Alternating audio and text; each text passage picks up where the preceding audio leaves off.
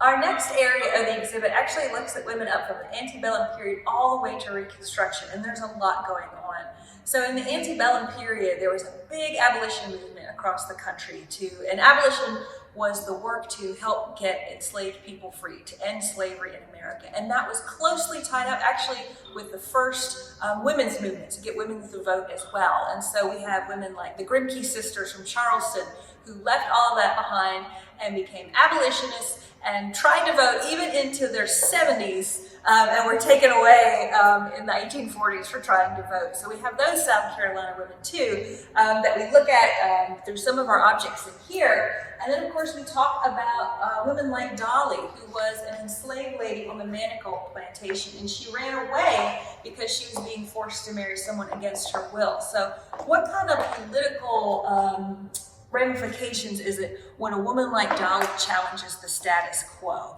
And unfortunately, we don't know what happened to Dolly, but we hope she escaped and was able to make a life for herself. But we talk about Dolly. We also talk about the women who made this quilt. This is a secession quilt, and it's actually dated up in the corner, 1861. And we have this palmetto tree right here. This was made in South Carolina and has one red star here for each of the southern seceded states. And this was to raise money for the Confederate government. So these women wanted their voices, they wanted to politically support themselves in the Confederate government, even though they couldn't vote, so they were trying to do that. In fact, we need to remember that a majority of the people in South Carolina couldn't vote at that time. Enslaved people, of course, could not vote, and women couldn't either. So the people voting at the time was actually a very small pool of people. And we have other women we talk about, women like Lizzie Pickens, who was considered the queen of the Confederacy because she's the only woman to appear on Confederate money. But thinking about how women made themselves heard politically when they weren't really allowed to go to the ballot box or have an official voice in politics, but they did.